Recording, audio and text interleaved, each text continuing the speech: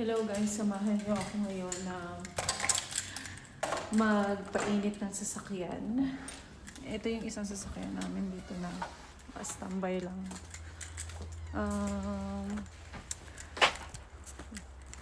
Painitin ko lang yung makina tapos lilinisan ko, shovelan ko. Tatanggalin ko yung mga snow sa sasakyan. Ayun nga. Today is negative. Ano bang negative ngayon? Basta malamig ngayon, negative 3 or 4. Kanina negative 4. So, ayan, samahan niyo ako. Lakad tayo. So, ayun nga guys, dito sa Whitehorse, dito sa Yukon territory, very essential ng sasakyan. Hindi lang siya basta luho. Baka sabihin natin kasi, yung iba nga, wala pang sasakyan. Kararating lang dito. Pero kasi dito guys, very essential ang sasakyan. Kasi hindi ka basta-basta.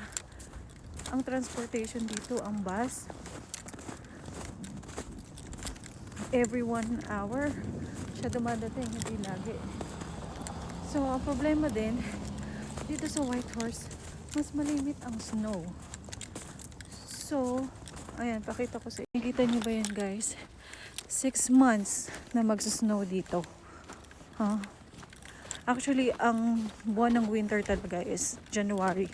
Pero ngayon pa lang, November pa lang dito. Sometimes nga last year, October pa lang meron ng snow. Pero ngayon, medyo delayed siya ng 2 weeks. So ngayon,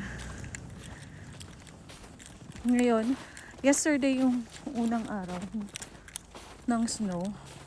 Sobrang kapal. Nakahapon, dire-diretso yung ambon ng snow. So, ngayon, second day. So, ganito na yung eksena nito. Hanggang April or May. Mga April, nagtutunaw na yan eh. So, mas matagal kasi dito guys. At malamig talagang lugar na to. Dito sa Yukon territory.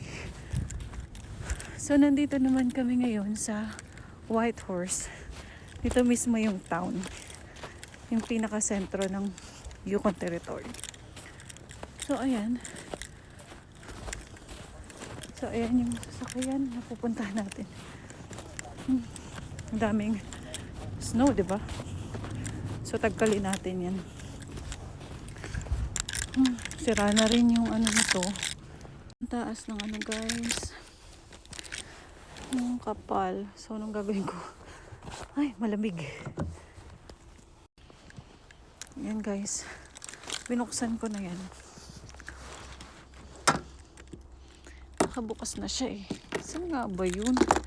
Wala. Hindi ko na maintindihan kung paano ako magbubukas ng sasakyan. Ay, wait. Buksan natin. Nakabukas na. Ba't di siya nagbubukas? Wait lang ha. So guys, mag ano muna tayo. Bukas muna tayo ng sakyan. Hanapin ko yung pang ano niya.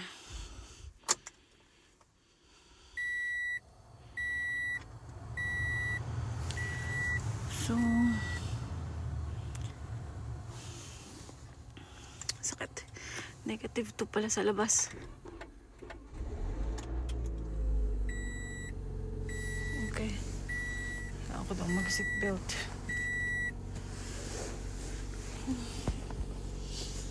So, paano ko ba bubuksan yung heater?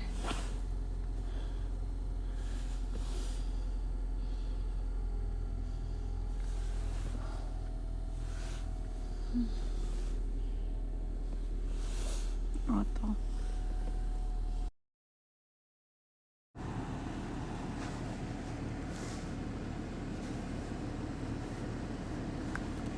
Yan nga guys.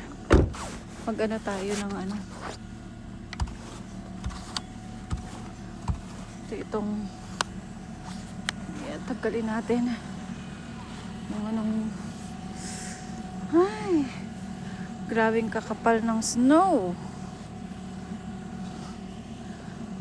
Kapal ng snow ba? Snow.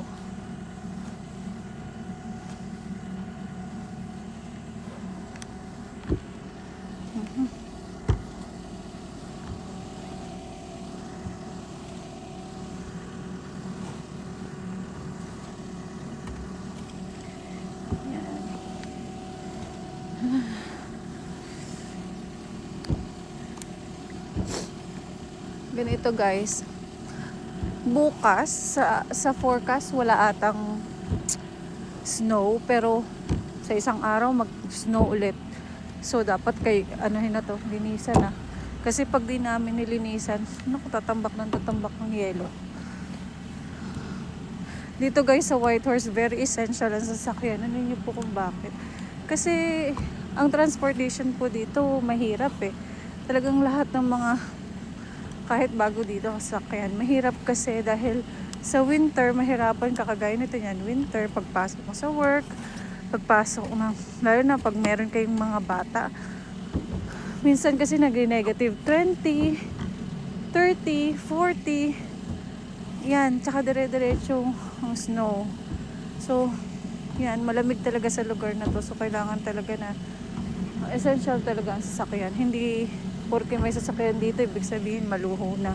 So, ang sasakyan talaga dito ay kailangan. Especially pag may pamilya ka. Pero kung ikaw lang mag-isa at kaya mo namang wala kang pamilya, kailangan mo namang kaya mong mag-commute at ayaw mong bumili ng sasakyan o sasakyan, then well, sa'yo na yun. Pero dito talaga need talaga yan, lalo na kagaya namin, may mga bata kami, meron pa akong special child na anak, so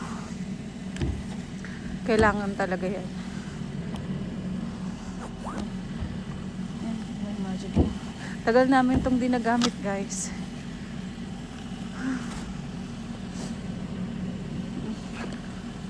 Tagal namin siya dinagamit. Ang kapal, sobra.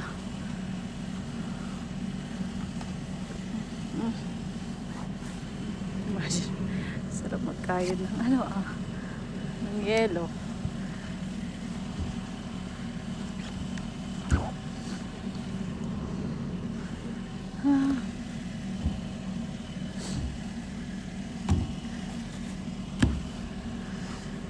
Yeah.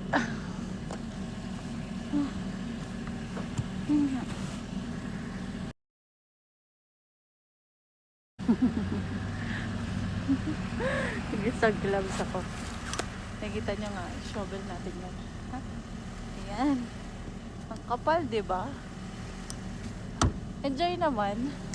Enjoy ko naman mag-shovel. Tsaka kata mo naka-boots talaga ako kasi kailangan malamig. Kapasok sa paa ko. So the Lord. Ayun nga. Ayan ang kapal. Kalusin natin. Kalusin natin. Grabe. Tagkalin na natin tong nandito sa pinto. Ayan. Kalusin natin.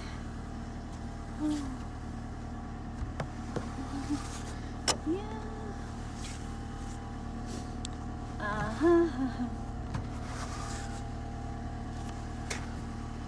Guys, follow nyo yung aking mga videos para malaman nyo yung buhay-buhay dito sa Whitehorse. Ha? Yan. Simple lang buhay dito, pero kaya lang medyo mataas talaga ang cost of living dito kasi nga territory siya. Sarap pagkayos, oh. Madami ka na magagawang halo-halo dito.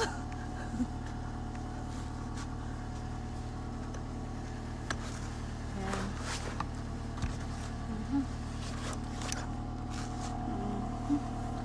Ayan, ang dami.